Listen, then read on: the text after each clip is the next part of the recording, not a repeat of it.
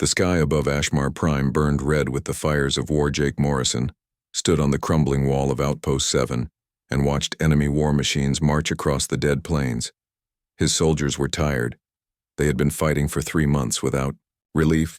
The Kaldrith Empire wanted this world, and they would take it unless someone stopped them. Jake knew his small force could not hold much longer.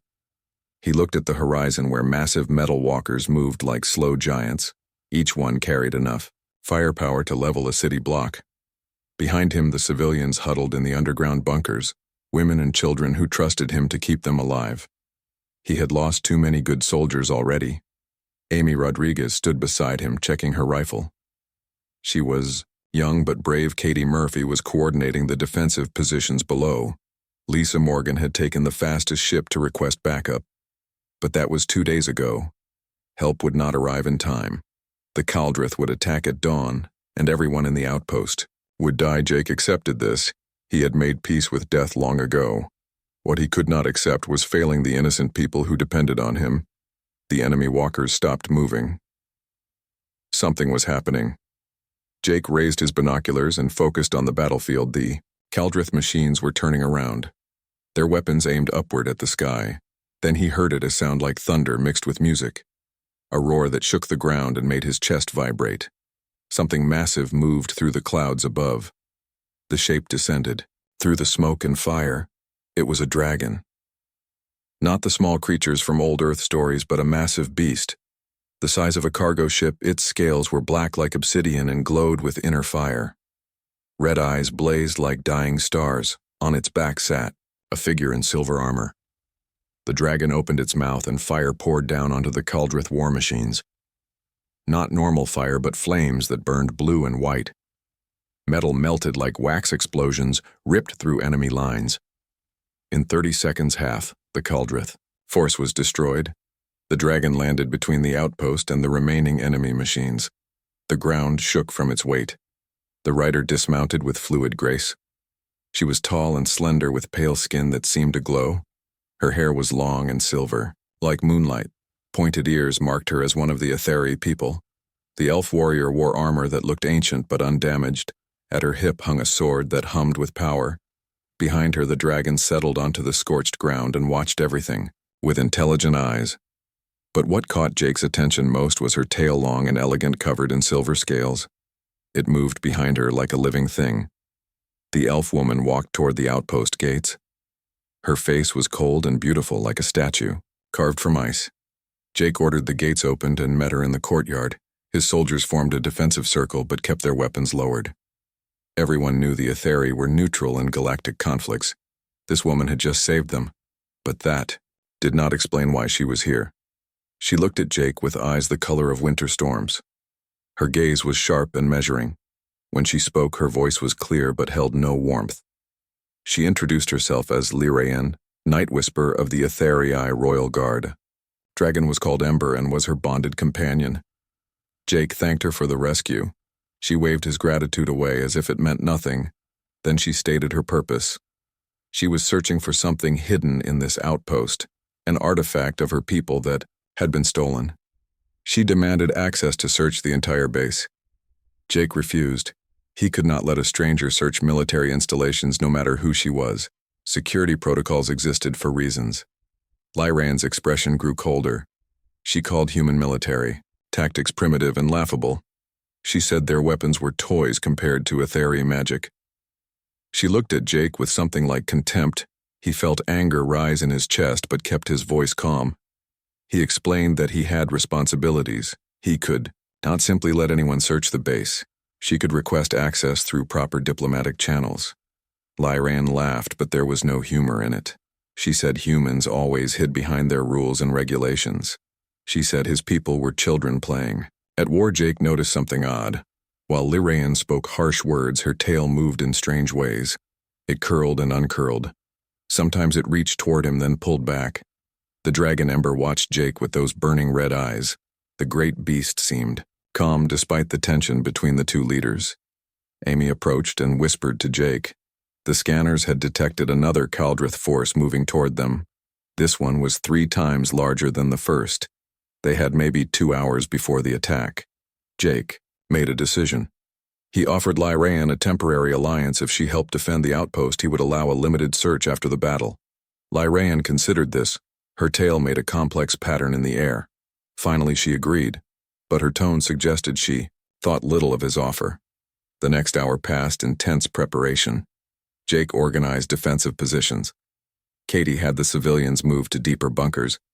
Amy set up the heavy weapons on the walls. Lyraean stood apart from everyone. She seemed to be meditating. Ember lay coiled near her like a massive cat. Jake found himself watching the elf warrior. She was beautiful in an otherworldly way, but her coldness bothered him. She had been nothing but hostile since arriving, yet her actions contradicted her words. She could have left them to die. Instead, she stayed to help, and that tale kept moving. Jake did not understand the Etheria people well. They were mysterious and rarely interacted with other species. But he sensed something beneath Lyran's icy exterior, something she was hiding. The Kaldrith force appeared on the horizon. Massive war machines advanced in formation. Troop carriers followed behind. The enemy had brought enough forces to crush the outpost 10 times over. Jake gave the order to open fire. Human artillery roared. Missiles streaked across the darkening sky. Explosions bloomed among the enemy ranks, but the Kaldrith kept coming. Then Lyraean moved. She leaped onto Ember's back with impossible grace. The dragon launched into the air with a thunderous roar. Fire rained down on the enemy. But this time the Kaldrith were ready. They fired anti-aircraft weapons. Energy beams cut through the smoke. One struck Ember's wing. The dragon roared in pain. Lyraean spoke in her ancient language. Her hands glowed with blue light. The wound on Ember's wing sealed itself. They dove low and swept across enemy lines. Soldiers scattered. Machines exploded. But there were too many. Jake saw Kaldrith troops reaching the outer wall. He grabbed his rifle and joined the defense. The battle became chaos. Humans and aliens fought in close quarters. Jake fired until his weapon ran dry, then drew his knife. A Kaldrith soldier twice his size charged at him. Before the alien could strike, a silver blade pierced through its chest. Lyraean stood behind the fallen enemy. Her sword glowed with inner light. She looked at Jake for a moment. Her cold expression softened. Then she turned away and continued fighting. Her movements were like a deadly dance, beautiful and terrifying. Jake noticed her tail again. It had wrapped around her own leg, a defensive posture. But when she glanced back at him, it loosened. The battle raged for hours. Human determination met Etheri power. Slowly, they pushed the Kaldrith back, but casualties mounted. Jake saw too many of his people. Folly fought harder, driven by rage and grief. A massive Kaldrith walker broke through the main gate. Its weapons charged. It aimed at the bunker entrance where the civilians hid. Jake ran toward it, knowing he could not stop it alone. Lyraean appeared beside him. She planted her sword in the ground. Ancient words flowed from her lips. The air shimmered with power. A barrier of light formed between the walker and the bunker. The enemy fired. The barrier held, but Lyraean screamed. Blood ran from her nose. The magic was draining her life force. Jake did not think. He placed his hand on her shoulder. Warmth flooded through him into her. The barrier grew stronger. Together they held it while Ember destroyed the walker from above.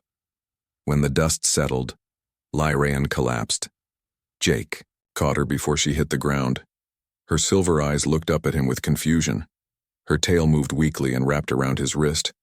Then her eyes closed and she went limp. The remaining Kaldrith forces retreated. The battle was won, but at terrible cost. Jake carried Lyraean to the medical bay. Ember followed and would not leave her side. The dragon's massive head pushed through the doorway. Those red eyes fixed on Jake, and somehow he understood.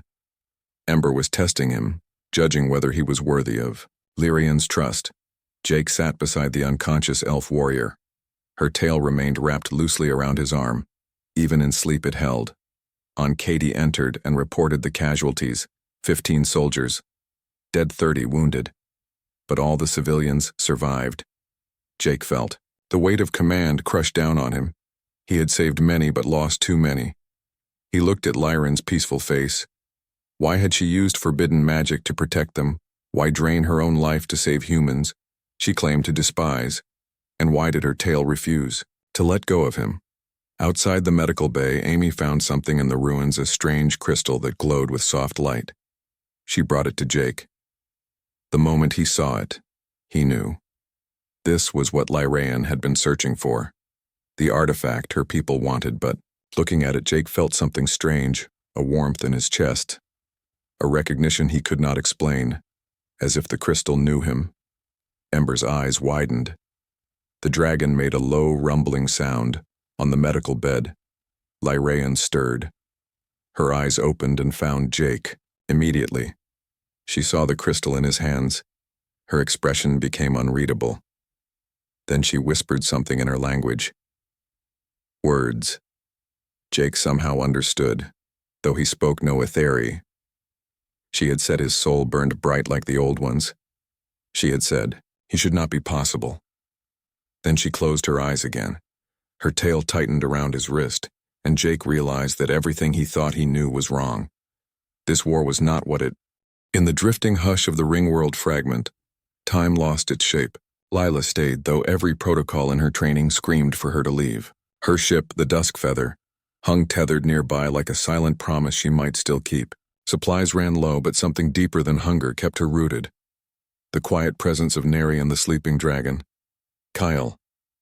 Neri moved like water over stone, smooth and inevitable. She never spoke, yet her actions carried meaning. Each morning, she walked the broken edges of the fragment, tending to strange plants that grew from cracks in the ancient metal. They pulsed faintly, their leaves edged with silver, drinking in starlight as if it were rain.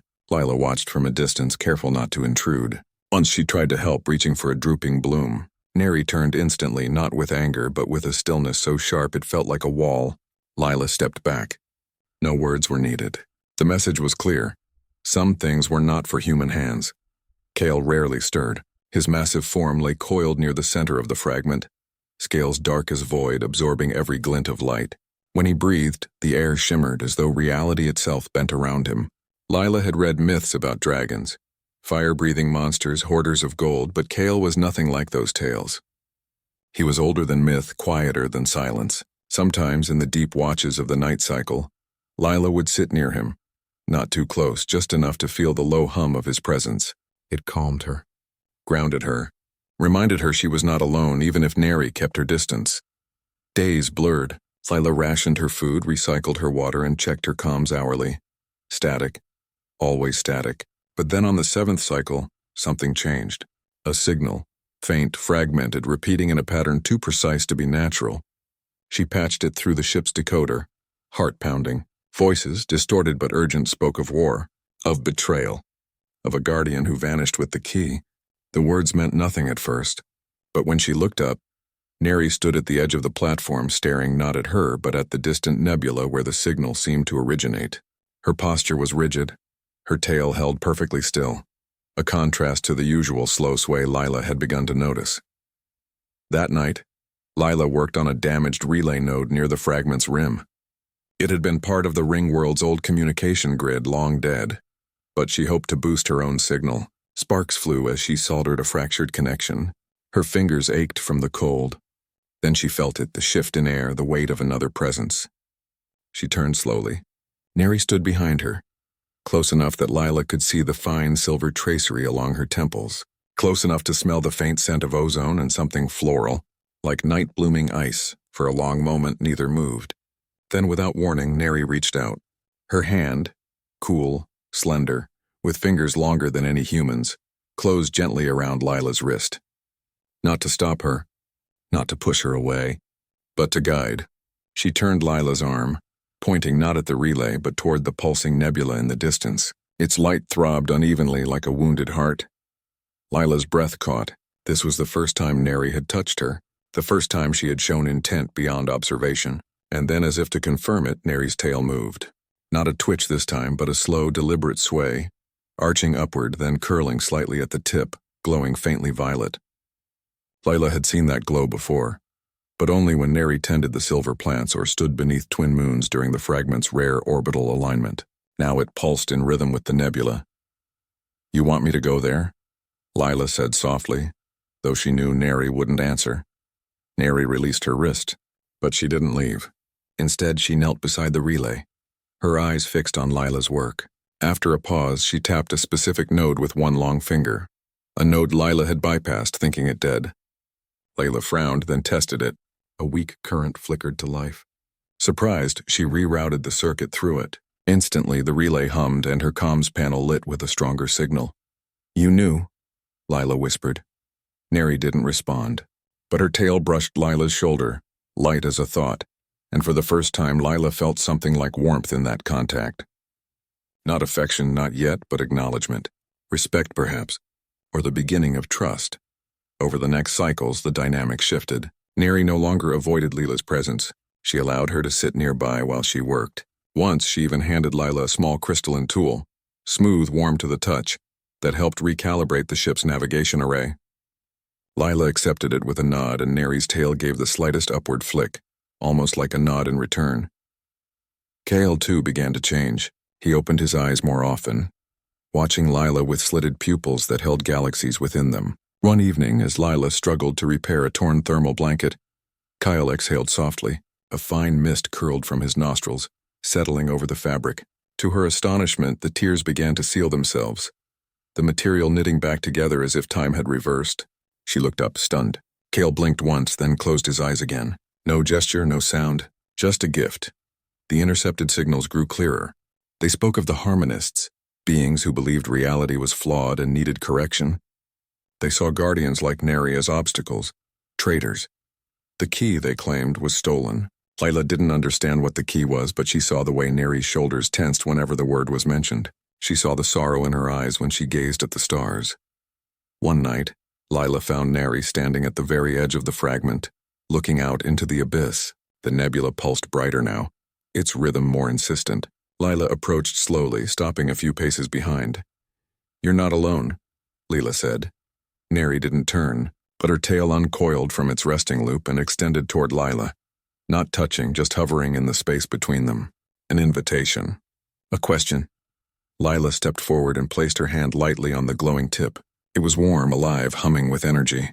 Neri finally turned her head just enough for their eyes to meet. In that violet gaze, Lila saw centuries of solitude, duty, loss, and now something new. Hope. "I want to help," Lila said. Neri studied her for a long moment. Then she nodded once. The next morning, Neri led Lila to a hidden chamber beneath the fragment's surface, a vault lined with glowing glyphs that shifted when touched. In the center floated a sphere of liquid light. Neri placed her palm against it, and images bloomed in the air. Star systems collapsing, timelines fraying, beings erased from existence.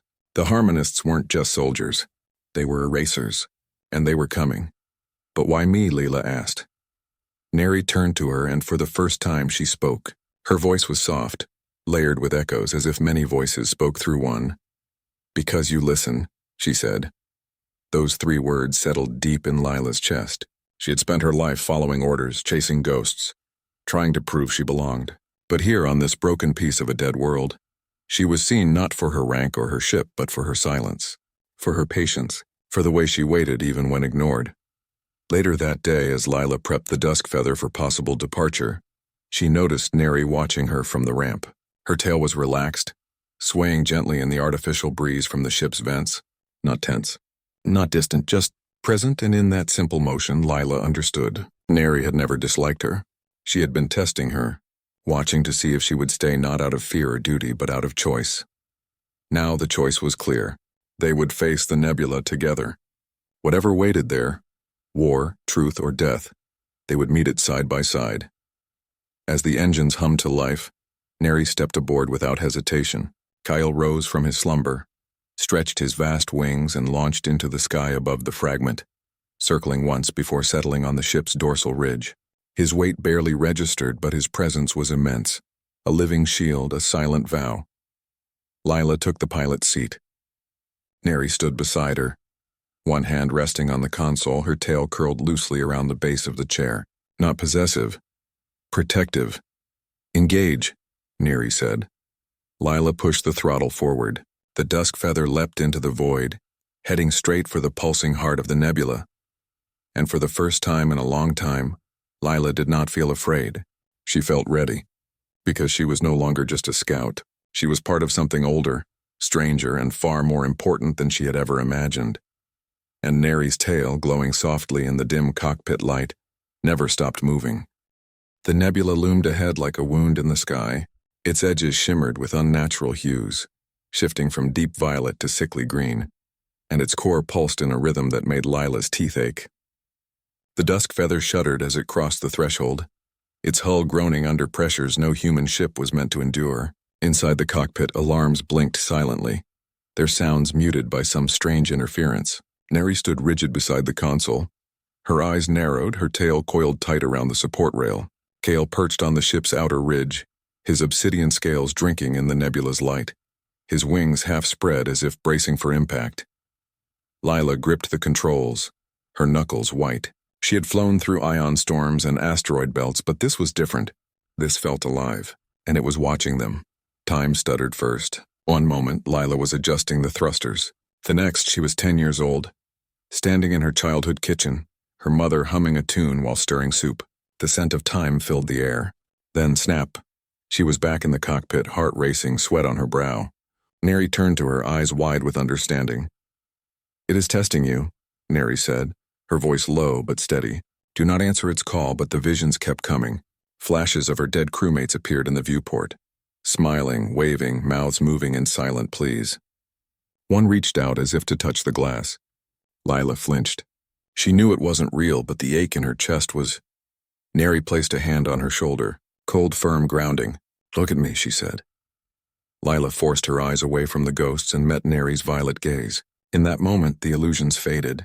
The cockpit returned to normal, dim, humming, real. "Thank you," Lila whispered. Neri nodded, but her expression remained grim. The worst is not yet come. Then, without warning, figures emerged from the swirling mist. They were humanoid, yes, but wrong, too symmetrical, too smooth. Their armor shifted like liquid metal, reflecting not light, but fragments of memory. Their faces were blank, featureless.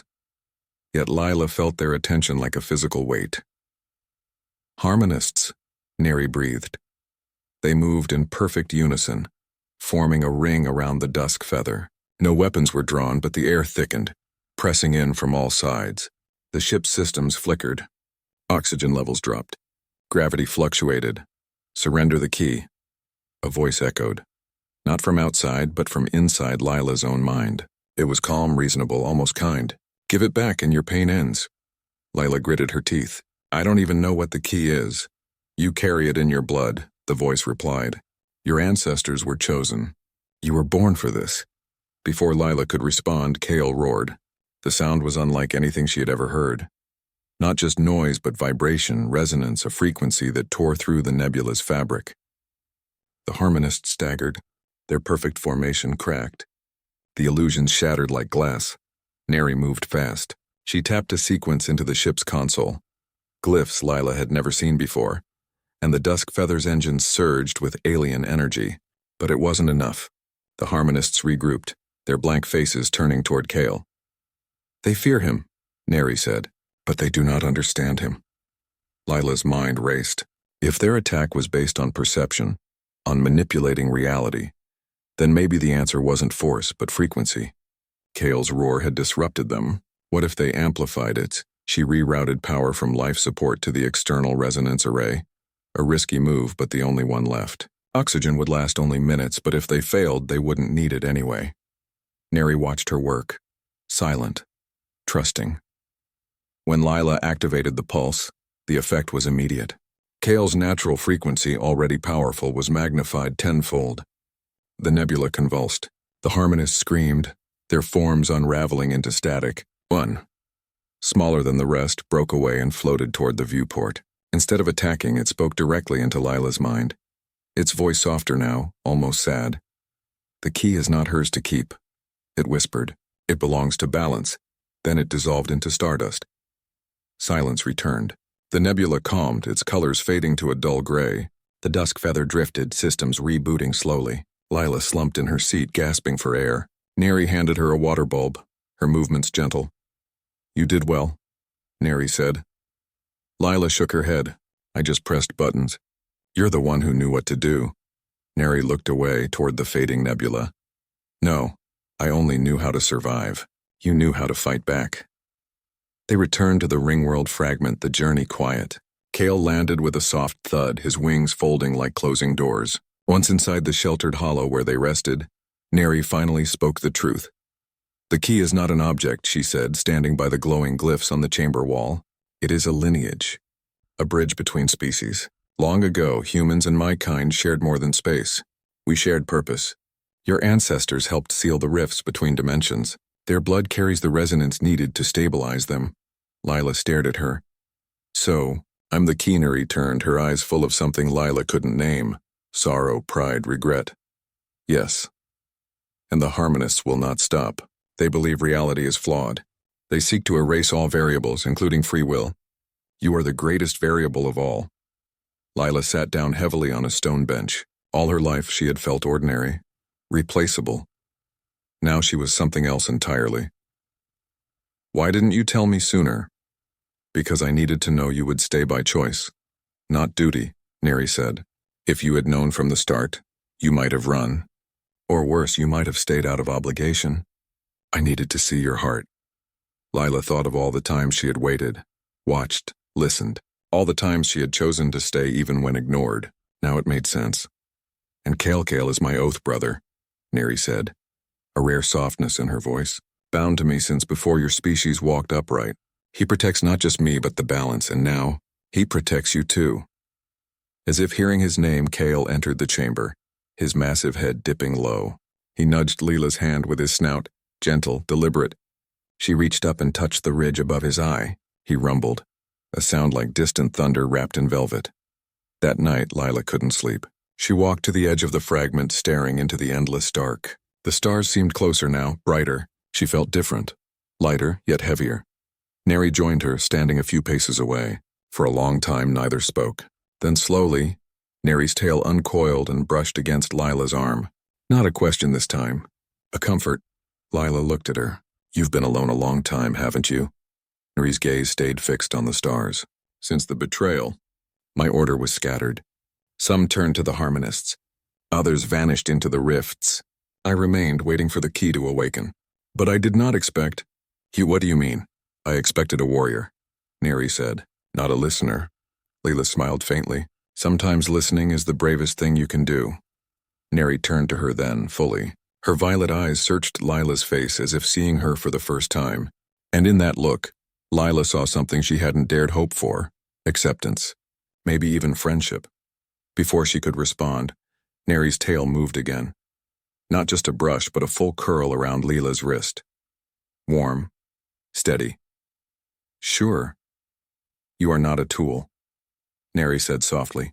You are a person, and I am glad it is you. Lila's throat tightened. She nodded, unable to speak. They stood like that for a long time. Two beings from different worlds, bound by something older than war, deeper than blood. Above them, Kale circled once, his shadow passing over the stars like a promise. The harmonists would return. The war was far from over. But for now, in this quiet moment, they had each other. And that was enough. They left the ringworld fragment behind, not in haste, but with quiet resolve. The dusk feather sailed through the void, its course set for the outer rim of the known sectors, where star maps ended and whispers began. Neri stood at the forward viewport, her silver-tinged skin catching the pale light of dying suns. Kale rested along the ship's spine, his breathing slow and deep, a living armor against the unseen. Lila piloted with steady hands, her mind no longer clouded by doubt, but sharpened by purpose. She was the key, not a weapon, not a relic, but a choice. And she had chosen to stand with them. As they traveled, Neri began to teach, not with lectures, but with presence. She showed Lila how to read the stars not as fixed points, but as echoes of past events. A flicker here meant a battle long forgotten. A cluster there held the memory of a lost civilization. Some stars wept light. Others hummed in frequencies only Kale could hear. Lila listened, watched, and slowly she began to understand. The universe was not silent. It was speaking, and she was learning its language. Kyle, too, became more than a guardian. He responded to Lila's presence with subtle gestures. A low rumble when she entered the cockpit, a wing tilt when she needed rest. Once, when Lila struggled to interpret a strange signal from a derelict station, Kale exhaled a fine mist over the console. The glyphs on the screen shifted, rearranging into patterns that matched Neri's ancient script. Lila gasped. Kale blinked slowly as if to say, "Of course." During a quiet cycle near a red giant's fading glow, Lila asked the question that had burned in her since the nebula. "Why did you stay on that fragment for so long?" Neri did not answer at once. She watched the star's surface ripple like cooling embers. Then softly she said, "I was waiting for someone who would come not to take but to listen." Lila frowned. "You knew I would come, not you," Neri said. "But someone like you, someone human, someone with the old resonance in their blood. But many came before you. Scavengers, soldiers, seekers of power. They saw me as a prize or a threat. None stayed, none listened. And you thought I might be different, Nur." I turned to her then, her violet eyes holding Lila's gaze. "Your ship did not come armed. Your scans were gentle. You stepped onto the fragment alone without demand. That told me more than words ever could." Lila looked down at her hands. "I just didn't want to scare you." "You did not," Neri said. "And that is why I am still here." Before Lila could respond, the ship's alarms pulsed red, not loud but urgent. Sensors detected a distortion wave approaching from behind. Not natural. Not random. It was tracking them. Neri's tail snapped tight. Kale rose instantly, his scales darkening to near invisibility. Lila checked the rear cameras. Nothing visible. But the distortion grew stronger, warping space like heat over desert sand. "They are close," Neri said. "Who, the chorus?"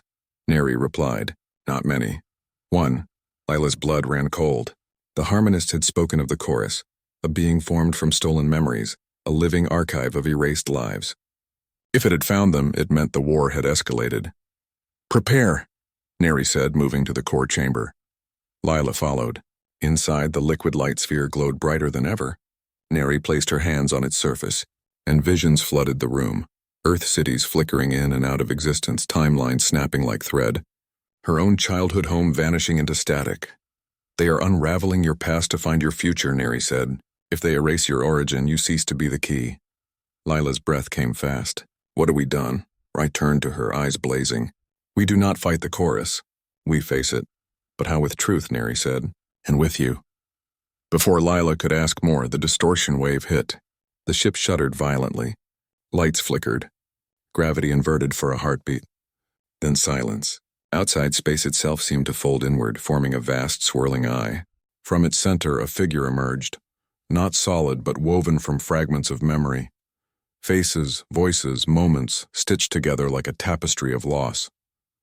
It had no true shape, only shifting impressions. A child's laugh, a soldier's last breath, a mother's lullaby twisted into static. "The chorus," Neri whispered. It spoke without sound, its voice echoing directly in their minds. "Surrender the key, or watch your world unmake itself."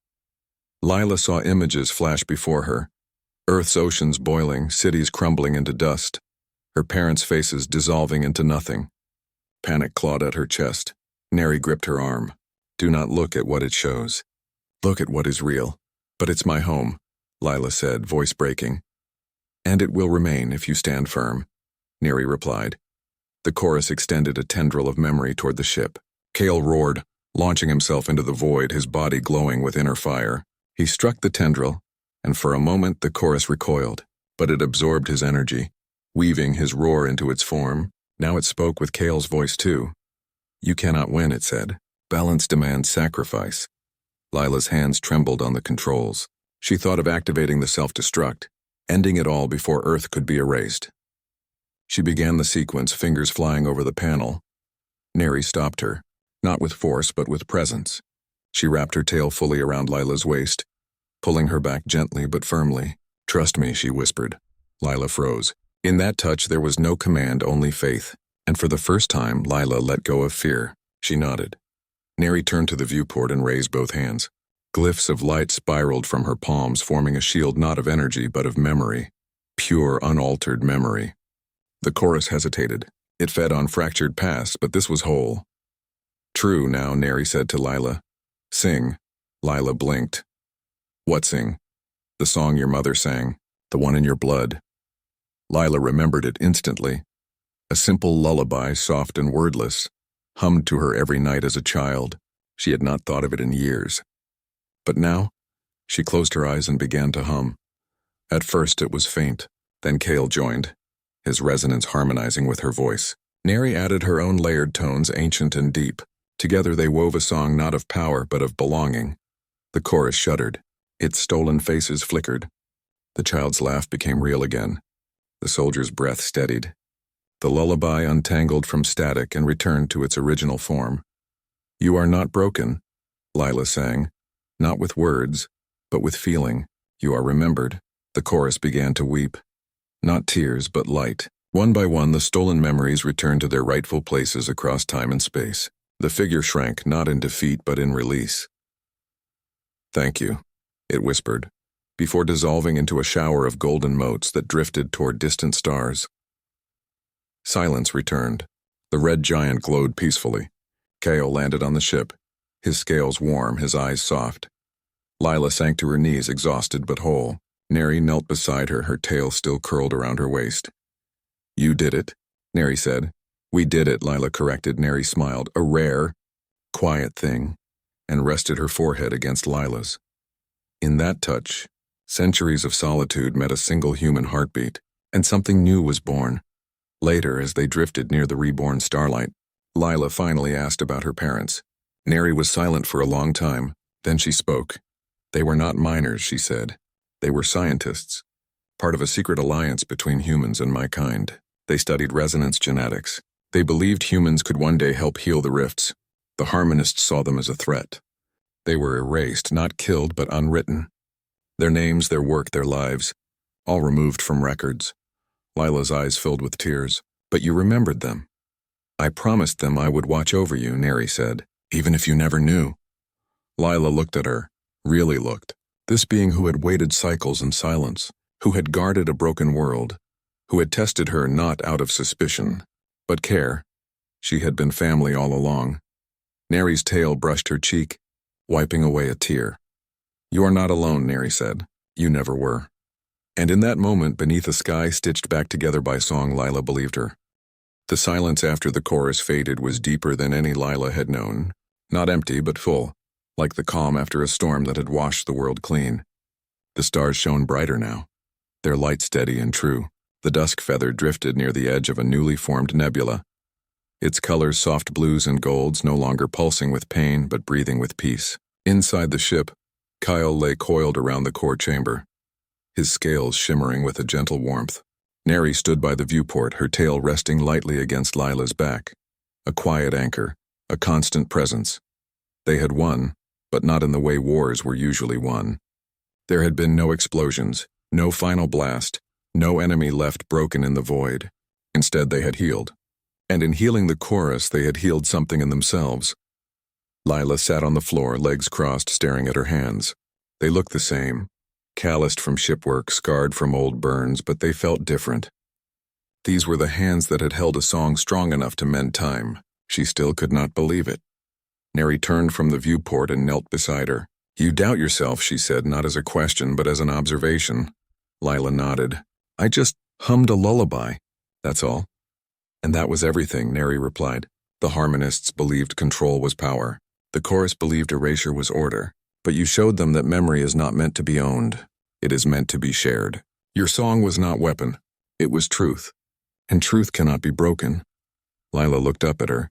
"Do you think it's over?" Neri's gaze drifted to the stars. "The war may be quiet now, but balance is never finished. There will always be those who fear difference, who seek to simplify the universe into something they can command. But now they know the key is not a thing to be taken. It is a person to be respected." Cale rumbled softly from his place as if in agreement. Lila stood, brushing dust from her flight suit. "So what now? Now we rebuild," Neri said. "Not just rifts. Not just timelines. Trust." She led Lila to the ring world fragment they had left behind. It was no longer broken. Crystalline flowers bloomed across its surface, their petals catching starlight and refracting it into rainbows. The silver plants Neri once tended now grew in spirals, humming with gentle energy. Even the air felt alive, charged with possibility. "This place was dying," Neri said, "but your choice gave it life again." Lila walked slowly across the surface, her boots clicking softly against the ancient metal. She stopped where she had first stepped onto the fragment, where Neri had watched her with unreadable eyes. Now that same spot was covered in glowing moss, warm to the touch. "I thought you disliked me," Lila said quietly. Neri came to stand beside her. "I was afraid," she admitted. "Afraid you would be like the others. Afraid you would see me as strange, as less. But you saw me. Truly," Lila smiled. "And you saw me too. Not just the key. But Lila." Neri's tail curled around her wrist, glowing faintly violet. "Always." They spent the next cycles restoring what had been lost. Neri taught Lila how to plant the memory seeds, tiny crystals that grew into flowers holding echoes of joyful moments. Lila, in turn, showed Neri how to interface with human tech, blending ancient glyphs with modern code to create a new kind of beacon. One that broadcast not coordinates, but stories.